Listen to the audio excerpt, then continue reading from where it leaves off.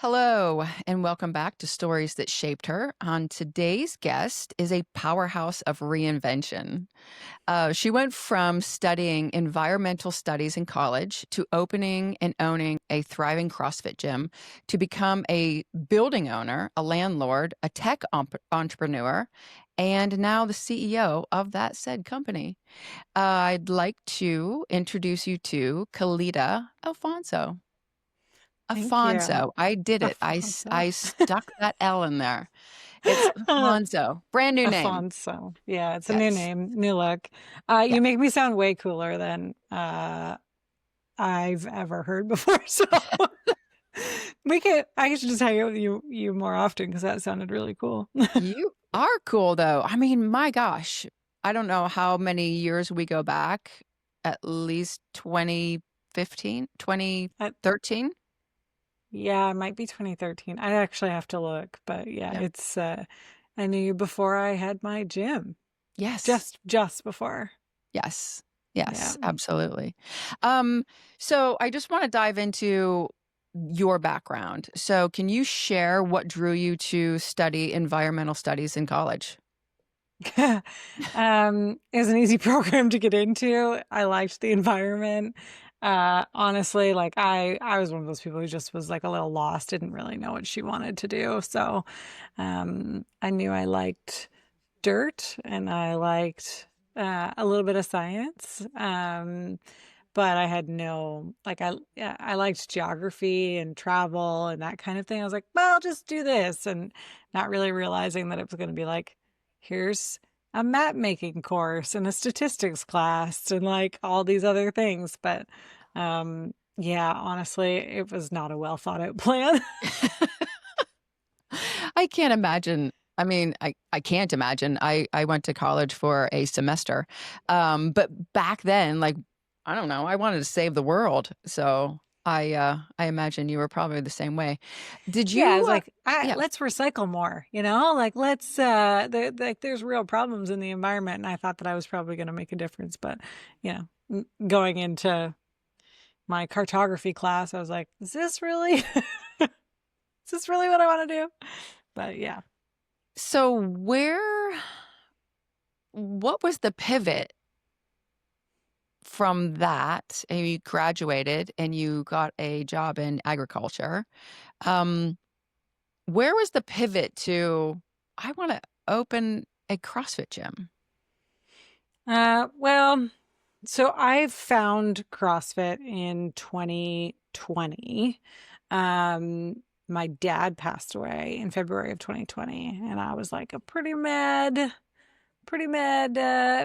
teenager. I was probably in my 20s at that point. Yeah, I was like 23, something like that, 22, 23.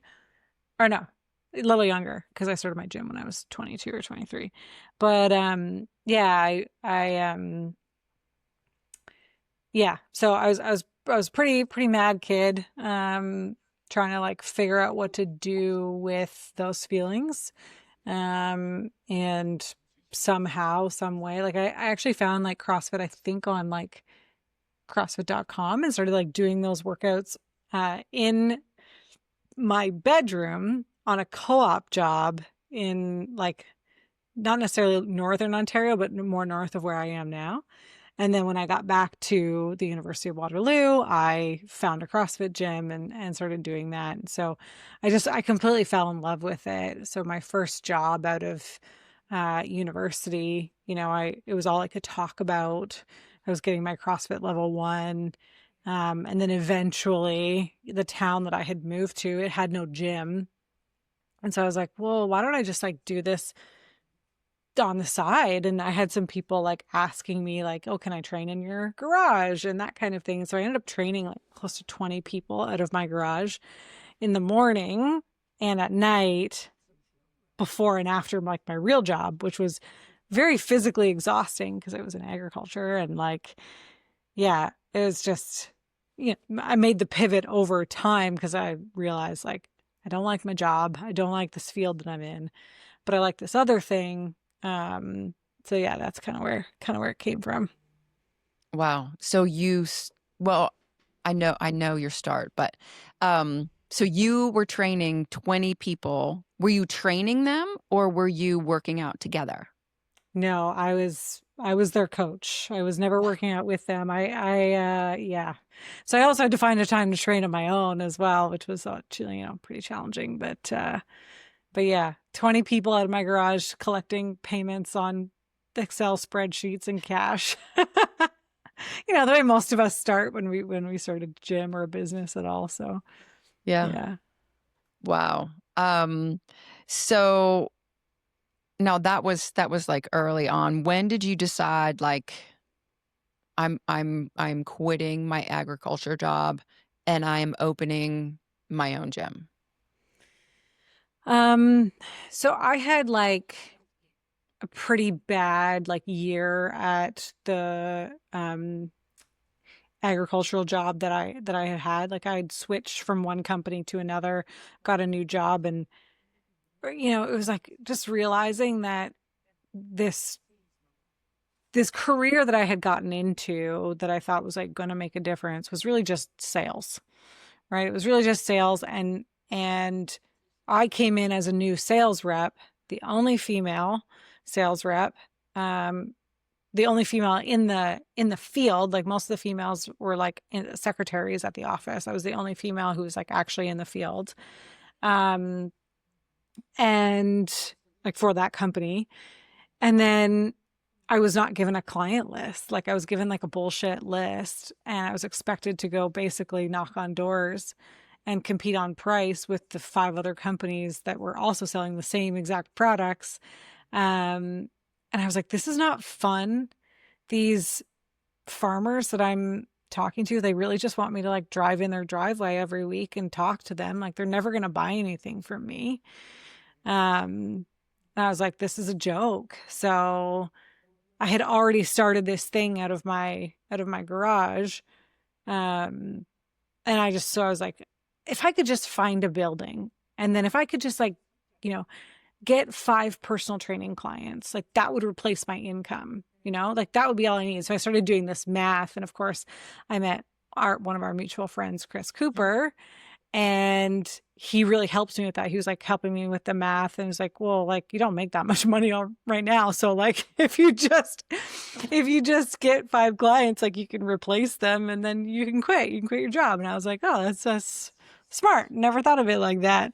So yeah, it was like all kind of a cascading effect, but yeah, really hated my job and saw an opportunity with what I was doing out of my garage. I was like, oh wow, this is actually something that I like and that could be feasible to do. Hmm. Yeah. And you impact so many people's lives Oh, doing so that. much more fun. Yes. Like so much more fun. Like I trained mostly women, but not exclusively women. But like, hearing that they like had more confidence at their job because they like had more confidence with themselves and their body in the gym, like things like that. I was like, this is the cure for bullying. This is the cure for like so many different things. Like I had visions of like running like a female youth program, which didn't end up happening, but I was like, I could see the vision of like what this could create, which was way more exciting than like selling fertilizer products. To farmers. Yeah. Who don't give a crap. No. Yeah. No, I can't imagine.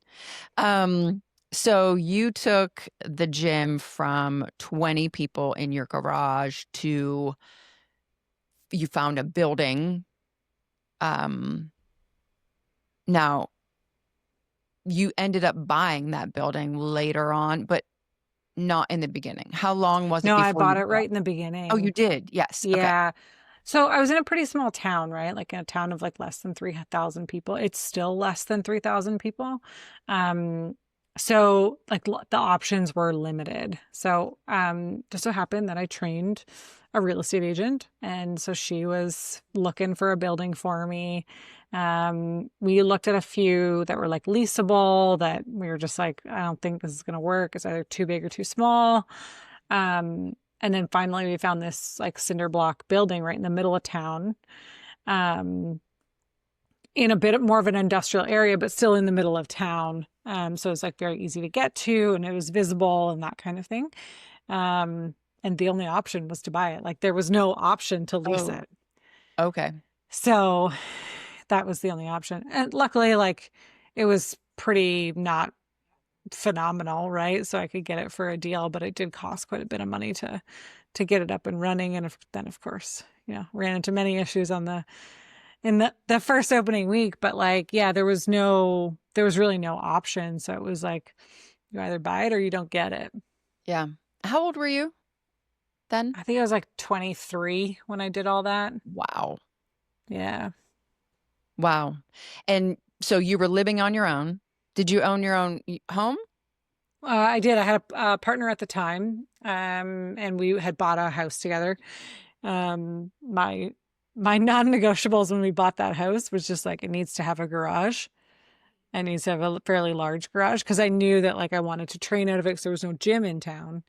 And then I had a rig and a barbell and everything in the garage before we even had a couch in the living room. Like that was that important to me. So yeah, we owned our home because again, like there's not a lot of leasing opportunities in like a tiny town like that. There certainly is more now, but there wasn't at that time. And then yeah, bought the building with whatever cash I could scrape together, and then kitted out the building as well. So it was like a lot of money up front, and it was pretty scary. Like, as a 23-year-old who's like, That's huge. yeah, she's got a job, but like, it's not a good job.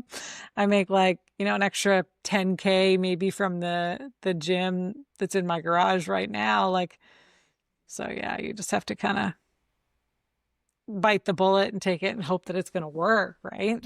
Right. Right. So you went from 20 clients in your garage, you bought the building, you outfitted it. That is a chunk of change. How'd you grow that? How'd you grow your gym? And how many people did you start with? Yeah. So I opened on the first day. I think it was like December 7th. I still remember like the date, but we opened December 7th. It's funny. I always say we, so it's just me. Yeah. Opened December 7th. We had 80 people when we opened. So Chris Cooper, actually, he helped me run something called the Founders Club. And so basically what we did is like, as I was building it out, I would make sure that I would like post updates outside and like still build my email list and do park workouts and like, do all of these things that would generate buzz and hype for this new gym coming to town. I remember one time I had like 40 people join me in the park for a workout. Like I remember piling like weights and stuff, like anything that I could put in there into a wheelbarrow and wheeling it over to the park because the park was only like one lot like across or just like close to me. And so I like wheeled this wheelbarrow over to the park so that we could do this park workout, and everybody paid me $10 and I made like $400 that day. Yep. So just like stuff like that, like really guerrilla marketing efforts. And I remember doing a hard hat tour. So I pre-sold memberships at that hard hat tour. I bought these like little hard hats from the dollar store, had people come in and I had like pictures of like where the equipment was going to be, what it was going to look like, because everyone wants to say like, oh, I remember when, or I was there when, or whatever. So they feel some kind of like sense of ownership over it or something. And so they're more likely to like follow through with doing the thing. So I ended up selling, in addition to the 40 members that I already had, like 60 additional memberships so that I could start pretty much in the black on day one. So yeah, it was pretty cool. Until like, 4 months later when my roof started leaking and then I had to spend an extra 20K to get the roof fixed. And then you realize what it's like to be a landlord. But, yeah, it was, started with 80 people on day one, which is pretty cool, pretty impressive. That is very impressive. Yeah. Very impressive. So from there, now how long was it before you hired a coach? Yeah, hard, complicated story. I'd hired a coach pretty much right from the beginning. She was somebody who was in my gym, or sorry, somebody who had trained with me in my garage. And she had gone and gotten her level 1, and which is what you need to run a class in a CrossFit gym. And yeah, so she had taken over like a couple of things and wanted to start a kids program and that kind of thing. So yeah, it was pretty early on that I was able to do that, which was really nice. Like it was a combination of like having someone around that wanted to do it, but also like having enough people to pay like that person, because that's the most like that's the thing that most gym owners run into is like they coach all the classes and they're still not making enough money because they don't have enough people or they didn't charge the right rates or something like that. So they just can't figure out how to hire that first person to take off some of those things. But luckily I was able to do that because I had a good mentor in my corner who was helping me out. I still made mistakes, of course, but made less mistakes than I would have if I had just been able to do it by myself. Oh yeah. Yeah. Chris is amazing. Yeah. Amazing. Um, okay. So you had a coach, so you weren't like inundated 24/7 coaching, doing all the things. You were able to do the business stuff, the marketing, things like that. Yeah. Well, until I fired the coach. I mean, that. Oh, right. I forgot about that. Oh, Yeah. yeah. Yeah. Please tell that story, can you? Yeah. I mean, looking back, it's like it's there are so many things. It's like I wish I could have done that differently. I was 23. I had never managed a person before. I'd never like managed anyone before, like let alone had to have these hard conversations, right? But yeah, it came down to money. She wanted more money, and I was like, I don't have more money to give you. I just bought a building.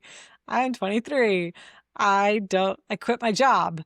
I'm doing this now. Like, this is, and she was just like doing back of the napkin math and just saying, like, well, if you're charging this much for the class, like, you could pay me this much. And I was like, that's not how it works. Mm-hmm. So we ended up parting ways, and it was very, very difficult because, she lived in the area. Like it's a small town, like Right. imagine, like it's one thing when you like live in New York City and you fire somebody, you're like, wow, I'm probably never going to see that person again. Right. But you live in a town of 2,300 people, like you're going to see that person again. And it's going to be weird. And they're going to talk shit behind your back. And like, so then she ended up starting a gym in her garage. And like, I don't own the members, but it felt like she was stealing the members. So it was a bit of a roller coaster at first. And like there was other stuff that happened, like, you know, burning of company shirts and stuff like that, and parties behind Kaleda's back, and, all stuff that like, happens, I guess. I don't know. I've never been one of those people who's petty like that, but yeah, it was just like an interesting thing to go through as a 23-year-old. So then, yeah, I was back, like coaching all the classes, doing all the things until I found the most wonderful human on earth, Kelly Miller, who then ended up buying my gym later on down the road. But like, it just like shows how important it can be to have really good people in your corner. And just like, yeah, treating them well, making sure that like they feel safe and that kind of thing. And just like being transparent and honest with them, because like, yeah, this is a business. Like we can't just like pay you whatever you want, because like there are business constraints. Right. So, but yeah, that was a pretty, it was a really rough thing to go through. There was a lot of tears, like as, a young person trying to do that. And like, since then I've fired many people, countless, to be honest with you, but it never gets easier. Like it is never something that ever gets easier.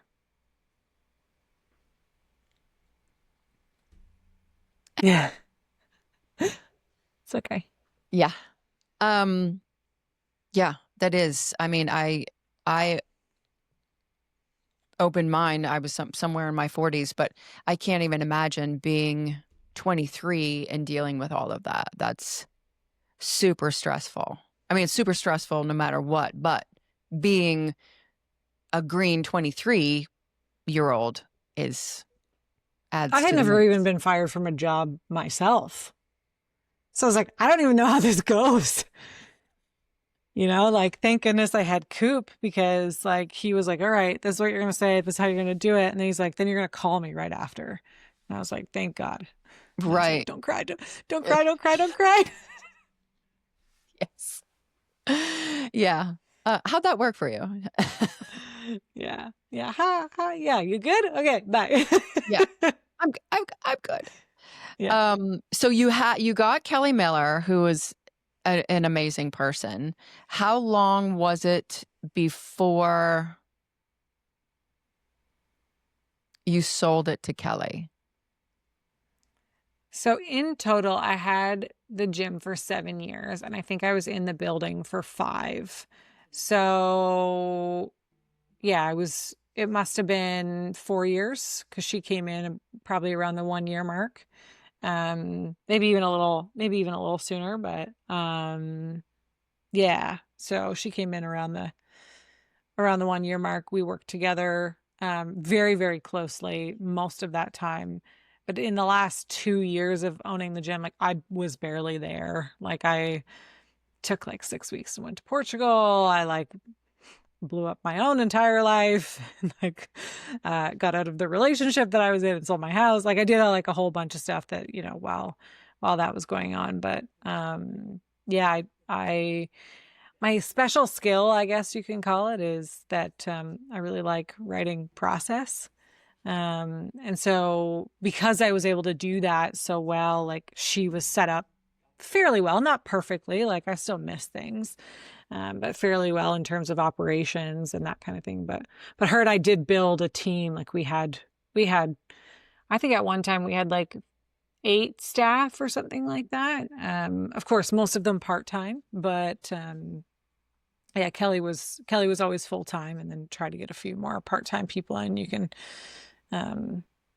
run it pretty well with Mhm. that. But yeah, she was basically running the entire operation for the last 2 years. So it was very natural progression for her.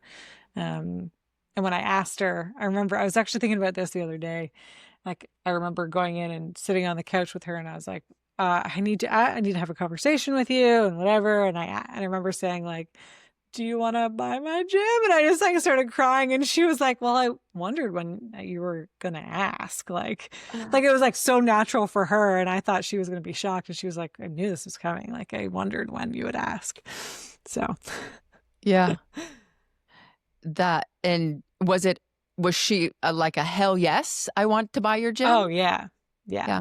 Yeah. And I was like, I will train you. I'll like, 'cause she had never had, like she never did any of the like financial admin. So she never did payroll. She never saw the financials other than what was in the gym management software that we used at the time. But I was like, I'll sit down with you and do all of that stuff. She was like, cool, I'm excited. Just very Kelly. Very.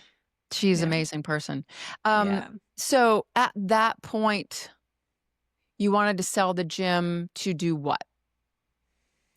So at that point, I was actually working with the two guys that I work with now, John and Mateo. And we had been working on a few projects together at one company in particular. And yeah, we had built a sales team. We were like redoing like a marketing course and that kind of thing. And we were in the preliminary stages of building Kilo, the tech company that we now run. And yeah, so there was no downtime between the two. And looking back, I'm like, kind of wish I took a month off, you know? Um, but then, like I probably also wouldn't have been happy with that. I would have been like a little bored, but yeah, so we basically just transitioned from one thing to the next. Um, And like I said, I had already been working with them for a couple of years on a few different projects and that kind of thing. So this was a very like natural and easy new project that we were working on. And just kind of like, okay, this one's done. Now we're all in on the other one, which it's funny, like even as somebody who's like been an entrepreneur, like you go from one thing that you build that is like, you know that it's a stable thing that you built. And then you go from the next thing, you're like, is this one going to be okay? Like, you're like, Kaleda, you've done this before, but it was still like, it's like brand new. We don't know if it's going to work, you know? So, yeah, it's always like a complete roller coaster every time you do it. So how was Kilo born? So yeah, like I said, we were working on a project. It was we were helping gym owners market their gym. Mm-hmm. And so in that process, you know, we were teaching them how to do Facebook ads, with now Meta ads. And at that time we would have to ask them to sign up for like 5 different pieces of software. So they'd have to have a website. They'd have to do ClickFunnels. They'd need Google Sheets. They'd need like a manual phone service. They might need like an auto texting service. They might like all of these things just to do one thing, which is just to like run Facebook ads and call your leads. And so we were like, this is a lot. And so we were like, there has to be an easier way to help gym owners do this. And that's when we formed what is now Kilo, but it was called Gym Lead Machine at the time. Mm-hmm. We actually bought a website company.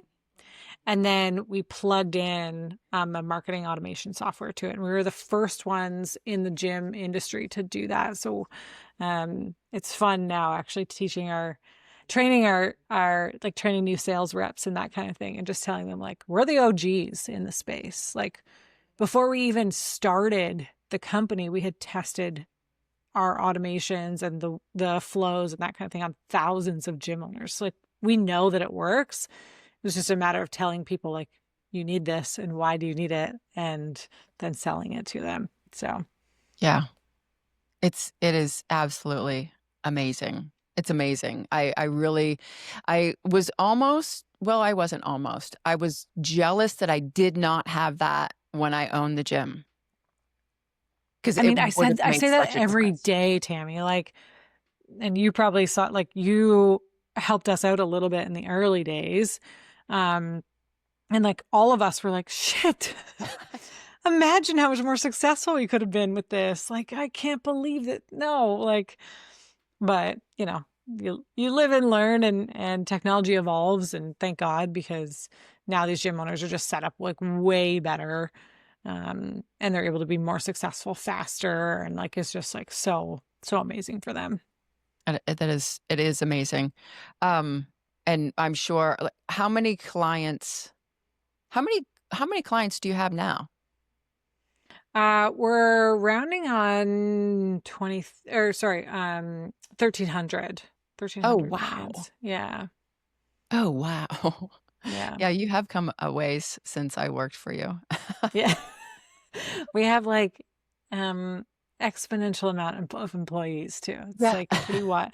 I try not to think about it too much because people are like, oh, like how big is Kilo? Like how many staff do you have? And I'm like, honestly, I don't really know, but 50 some, like, I don't know, but it's a lot.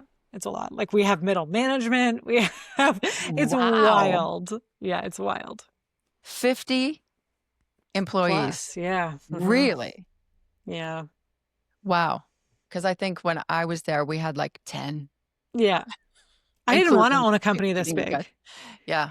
Like I didn't want to, I remember like, you know, we were writing our vivid vision and I was like, 30 would be great. I think we can do what we want to do with 30. The next year was like, 40 would be good. Like, I think we can do what we want to do with 40. And this year I'm like, oh my God. Like, I think we're going to need like 60 to 80 people to like get where we want to go. And it's like, holy shit. Wow. But, yeah. And we have HR now. Wow. Are they going to Coldplay concerts? No, I'm kidding. No. Nobody. I mean, maybe. Actually, I don't know. I don't know what they do on the personal time. I haven't seen them at any. Well, your company is global. Yeah. So you have people that work for you all over the world, and it's all virtual. Yeah. Yeah. I mean, and there's pros and cons to that too, Mhm. right? Like I think it's great because like we can work asynchronously, like, you can get shit done. You have nobody interrupting you. I mean, unless you have kids or you work from home and you have a husband that bothers you all the time. But like generally it's pretty good. But it does come with its own set of challenges, right? Like if you need to brainstorm something, you have to like get on a call. And it's not the same as like sitting in the same room as somebody. Like it's pretty great when you get to like have everybody in the same room and jam on stuff and like get problem solved faster. Um, but I don't know if I really want to be an in-person company. But there's pros and cons to it. So Yeah, I can definitely see where you could just like, I'm just going to run across the hall to, Mateo's office and, you know, yeah, I would love uh, that. Tay would hate uh, it. no. Um, how did it come to be? So you own this company with two other people. Actually, three, but yeah, Right. Okay. two, like John and Mateo, and then we have a CTO as well. Yeah. Okay. How did you, John and Mateo, because I know you guys were the beginning part, you were the soul, the beginning of Uh-huh. this, the mitochondria of Kilo, if you will. How did you decide what everyone was going to do? It was an accident. Um, we were all there was four of us sitting at a table one time, or four or five of us sitting at a table one day, and we were like talking about like I think we should do this. I think this is what it should look like. I think, we were trying to plan it out, and somehow my name just like made it to the top of the org chart list, and I was like, oh, okay. I guess this is and it's kind of like an anticlimactic story because I don't most days I don't feel like I earned it, but like I did. That like of all the projects that we worked on, I obviously showed operational excellence and those kinds of things. But I went to this meetup for women CEOs in Toronto here that my business coach was putting on. And there was one other woman there that had the same story as me. And I was like dying to talk to her because I was like, I've never heard this story before and like whatever. And she was like, it's really hard because you feel like imposter syndrome like a lot because it wasn't like you applied for the job and you got it. But she's like, there's a reason that you're sitting there. There's a reason that everyone around the table said, yes, this is who we think needs to be at the top. And sometimes I just have to remind myself that Oh my because gosh. this is not an easy job. And this is not a job that I would like recommend for most people because it is very difficult. It's very high pressure. It's most of the days I don't feel like I know what I'm supposed to be doing. But you get to the end of the week and you're like, wow, we accomplished something. But yeah, that's how I ended up there in this position. And you were a CEO at what age? Um, must have been, let's see, it's 2025. I'm 36, so 31. Wow. And you were also, Coop likes to call it functionally retired at 30? Before 30. That was like Before 30. my goal was to be functionally retired before I was 30. For no other reason than to just say that, which is kind of dumb now that I think about it. But yeah, I just wanted to be able to say like I was functionally retired, which that I think that means different things for different people. But like, hey, I choose how I spend my days, choose what I get to work on. I still have a business, but it runs itself. No business runs itself, but like, um, yeah, I have people there who run it, and I check in with them and that kind of thing. And so that was my little like I made it moment, but then I was like, I want more. Yeah, and I'm As we bored, all, so as any like high performer does, right? You just like, cool, I did that thing. What's next? Instead of like sitting there and enjoying it, right? So right. Have you always been like this? Have you always been like I think it's like type A personality. Have you always like just go? yeah, unfortunately, yes. Like it's always been one thing to the next. There's really been no vacation. Like there's been no like, a lot of people take a gap year or like, they take a year to travel after they're done high school and whatever. I never did that. Like I took an extra year of high school, to take some of the courses that I wanted to take, that I never got to take so that I could get like better marks to go to university. Cause I'm not like, super gifted in any like educational sense or anything like that. So, just wanted to be able to like do more school. Like and I look back and think like, I should have just taken that year. I should have just like had some fun or something like that. But I also can acknowledge that like the reason I'm here today is probably because I didn't do some of those things. Oh, most Um, definitely. yeah, but if I was talking to my younger self, I would probably tell her to cool it, man. That is actually one of my questions. What would you tell your 20-year-old self? Cool it, man. Cool it. Like, I mean, definitely work hard. Like, don't like, but I was raised like that, right? Like my dad was like a serial entrepreneur, never stopped working. My mom like never sits down. The woman can't even watch a movie. Like she never stops, right? So like, I get that honestly.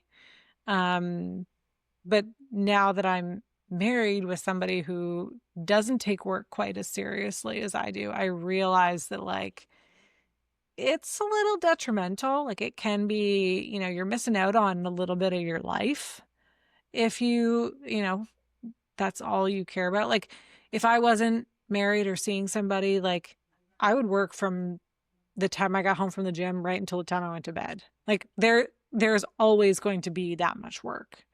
Right. But like there are other things that are equally, if not more important, like learning language or like spending time with your spouse or, taking a 2-week holiday so that you can come back to work refreshed and be able to give it 100%. Like burnout is caused because you worked like too much on something that you don't feel like you're getting enough return on. And like, if that's because your brain is empty, like, yeah, you need to take some time off. Like that, those are all good things to do. And I always viewed them as like being lazy or not good things to do. And I think that that's just plain wrong. And so I think like giving yourself some space. So like if I could tell myself again, like when I was younger, like do the trip that you wanted to do, give yourself some space. Like it'll allow you to build bigger and better things in the future.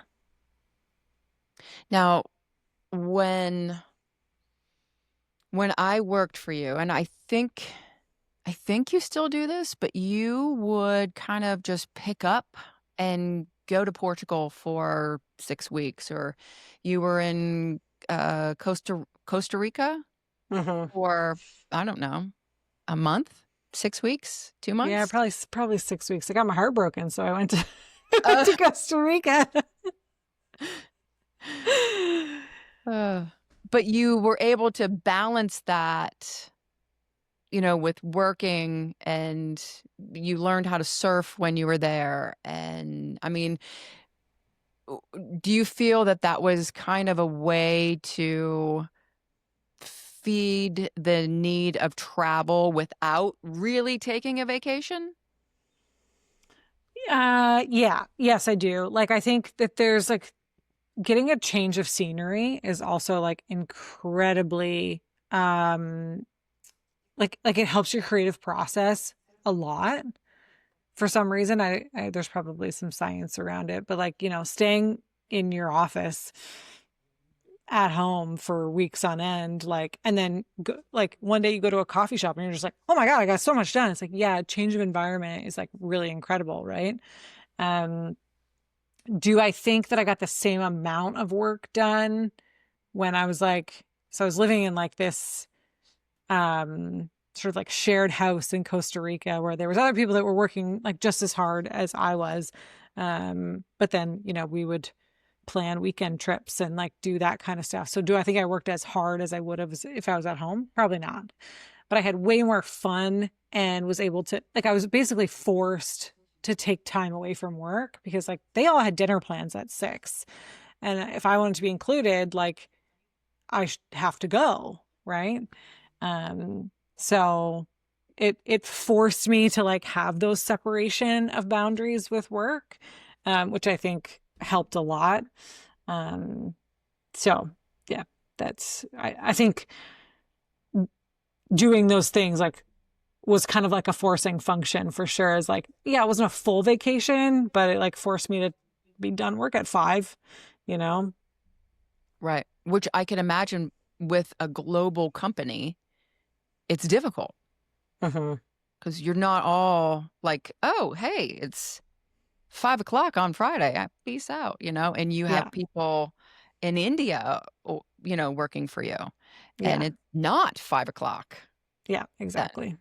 So Exactly. do you, now I know you said you have a pretty big team, and I'm sure that there is a chain of command who is contacting who if there is an issue. Um, and you, I'm just assuming, would be the last person contacted. Is that how that SOP is written, Kaleda? Sometimes I'm very involved. I like to be involved. I want to know what's going on. Like I will text our clients. Like I do want to be that kind of CEO. I don't want to be, um, like I don't want to be untouchable. I don't want to be like someone like the Galen Weston, of Loblaws. I don't know. You probably don't know who that is, but like, Mm-mm. it's a grocery store chain here in Canada, and like, like, oh, Galen's coming to town. Like it's a big no, it's like I want to be part of the company and I want you to know who I am. Um so but there's definitely times where I'm like I should really not be involved in this. So like when you build a company from very small to as big as it is, it's really hard to like pull yourself out of some of those like daily things that Mm. are happening. And it's like, I need to pull out of this and let them do the thing that they need to do because they're like, the team is so good. And in order for them to feel empowered to make the right decisions, you have to stay out of it and you have to let them. Right. So that's, I have no problem letting go.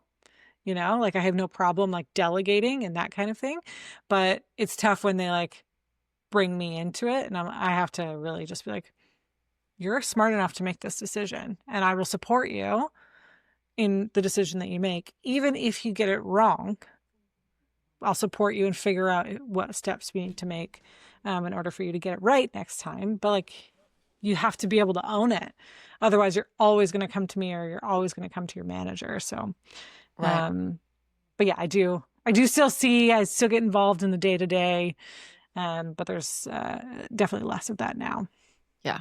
That's a difficult thing to let somebody own their problem that they created, and you can jump in and fix it. You can jump in and fix it in And often 10 it's minutes, easier and 15 faster. minutes, for sure. Yeah. But it's very difficult to say, well, you broke it, so you fix it. Yeah. Yeah. You broke it and it's okay that you broke it Uh-huh. because you may or may not have given the right been given the right tools to do it right the first time. So let's fix it together, but I want you to lead up the fixing it, like that's kind of where you have to go with it. And it's sometimes that's hard because it feels like you're disciplining a kid. But yeah, they generally they won't make the same mistake again, Mm-mm. which is always nice. So Yes. Now, um,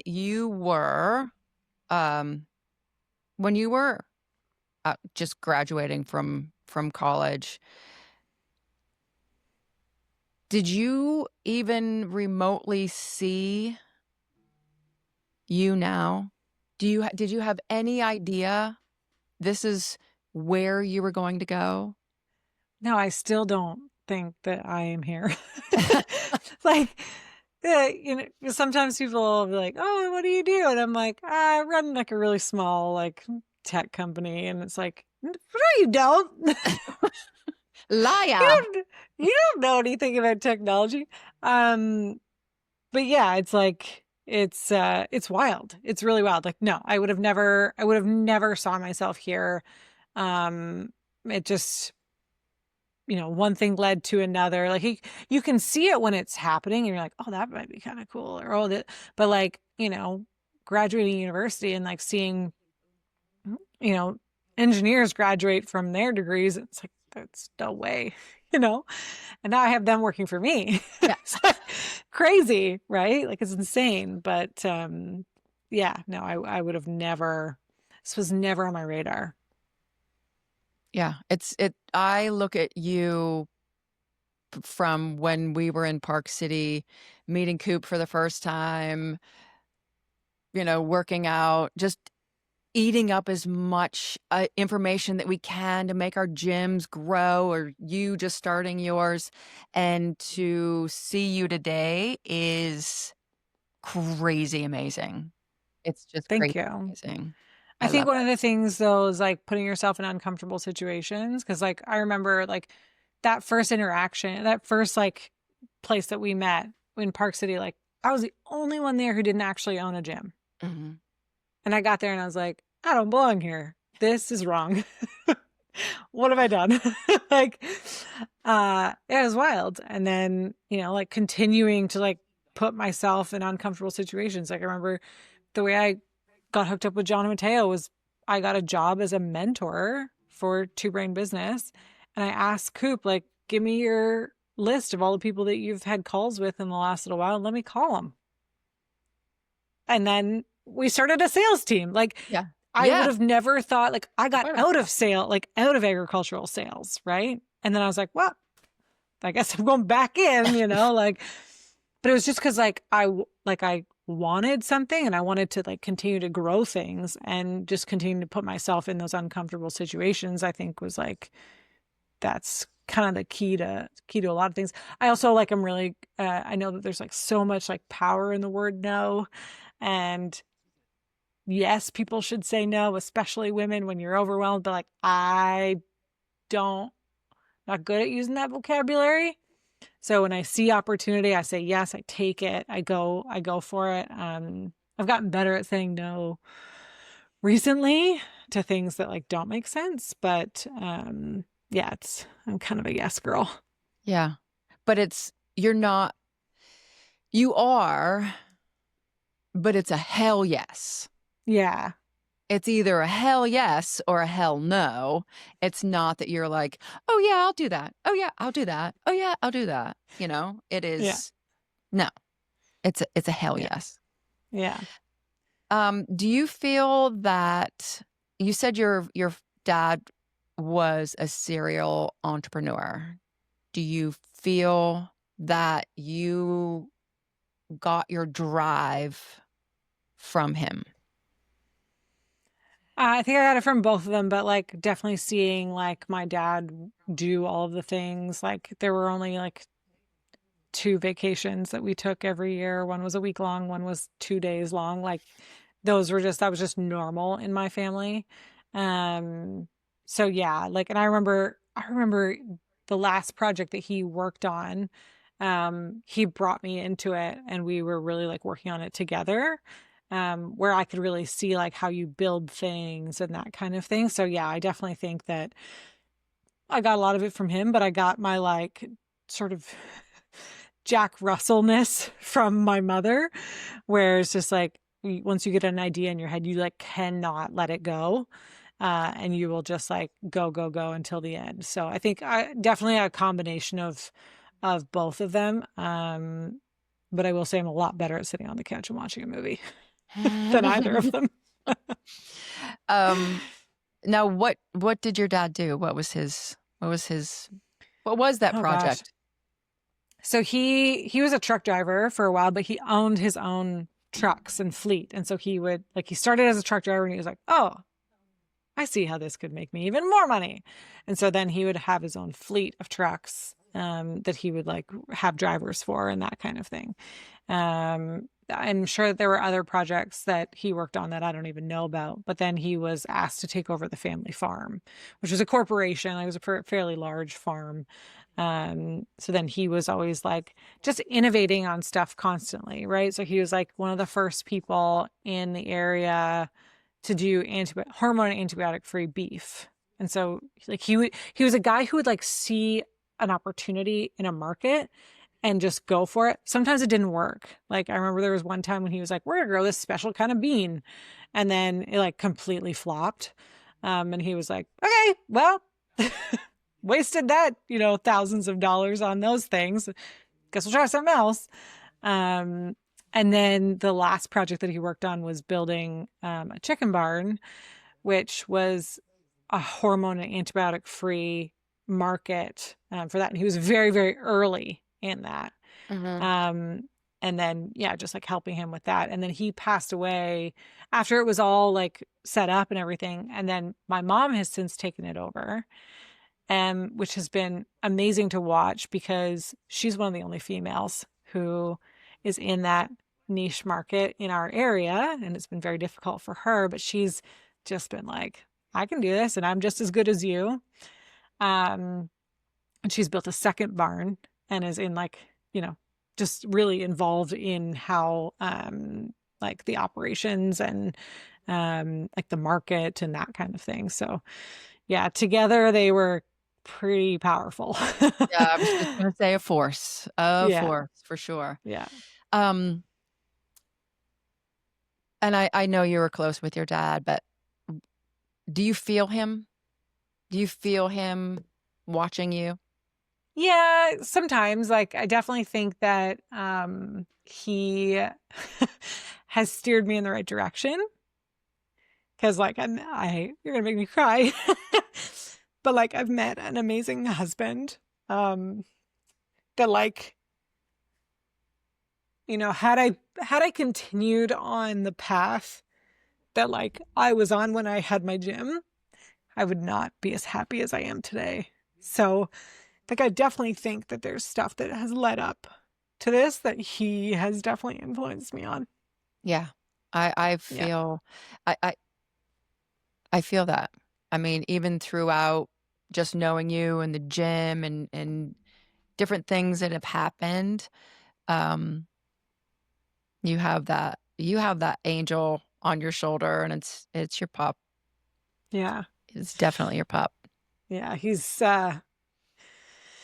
life could be a lot different, like if I had made different decisions through this, like honestly, I had nightmares about it sometimes because I'm like, man, if I was still stuck in that small town, like, ugh, my life would not be the same as it is today. And like, life is like really, really good. Like, I have a great partner.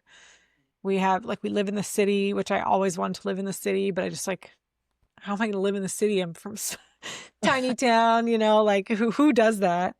But yeah, like, yeah, life is pretty good. We travel often, I always wanted a life like that. So yeah, I've Yeah. definitely been steered in the right direction.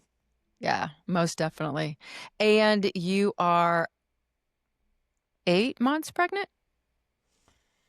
Yeah, a pregnancy is weird, right? Like people ask you in months and I don't know what that means because we're, at the midwife, we're always like calculating in weeks. So yeah, 32 weeks. So Okay. I have 8 weeks to go. So 7 months. Okay.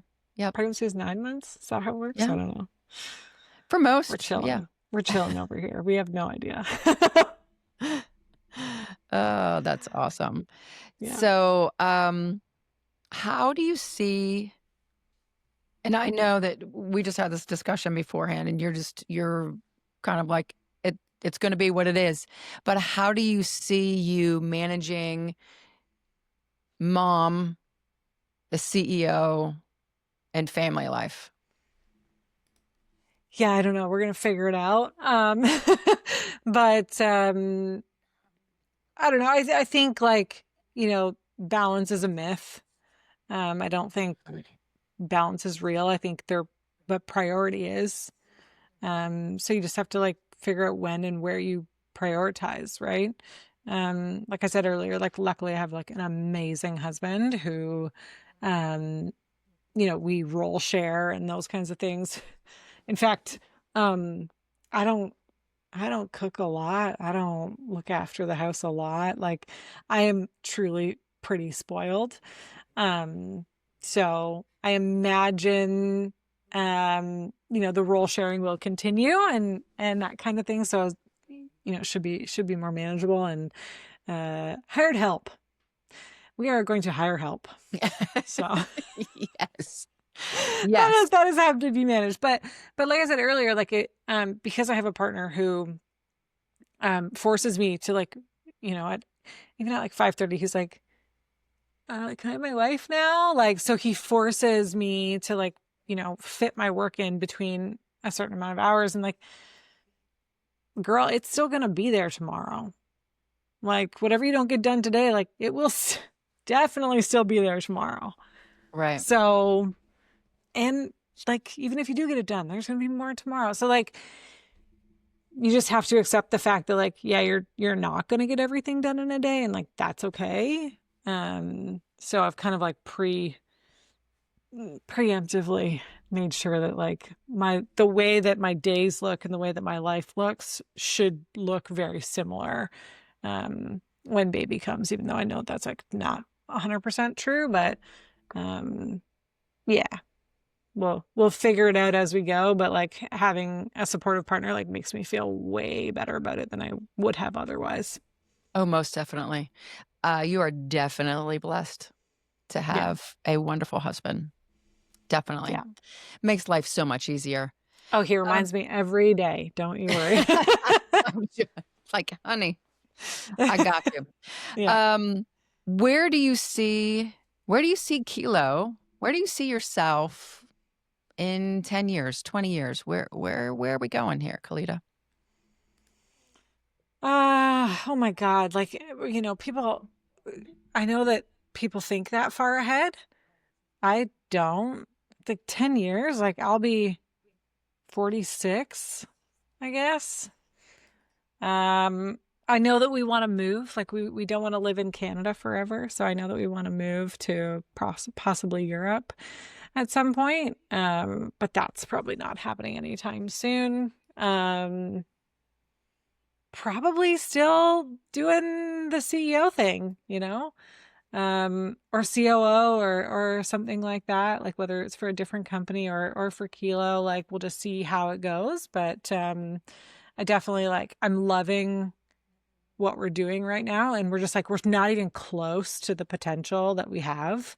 So I'm just like really excited to see what this company will look like in 5 years and how I'm not looking to be like the biggest gym management software company in the world. Like I don't want to be MindBody. Like that's not the goal. The goal is to like serve 2,000, maybe 3,000 clients really, really well, be really well loved and like do good work, with those clients and make sure that they're getting good results and it's all for the betterment of them. So, and I know we're not even close to like our potential.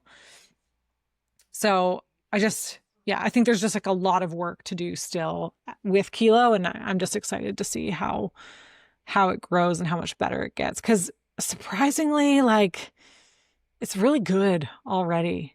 And we've only really had this software out for like a year and a half to the public, which is crazy to think that like, some people are like, I love this. And I'm like, really? You like it? Really? Like it's crazy to me to think that like, I used a piece of gym management software that is now almost 20 years old.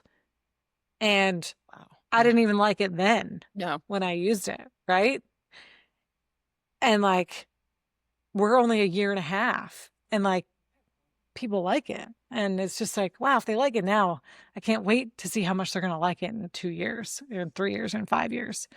So, and there's just like still so much to do. I'm just like excited to see how it goes. Yeah. It's so amazing.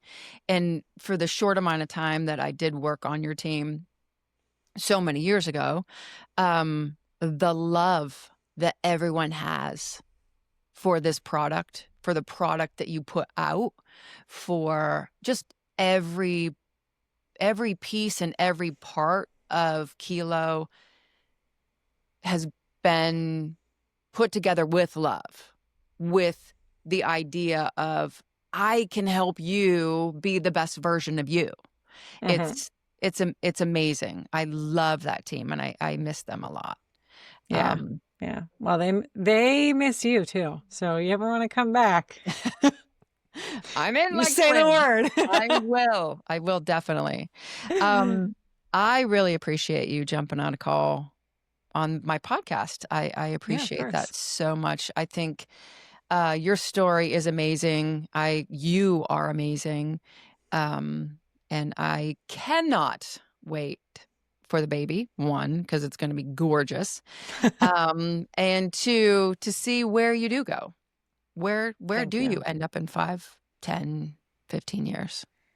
Hey, you tell me because I have no idea. So, but no, thanks so much for having me. It's been super cool. It's been so long. Yes. So I'm really happy to see you, Tim Tam Slam. Yeah. Oh my So God.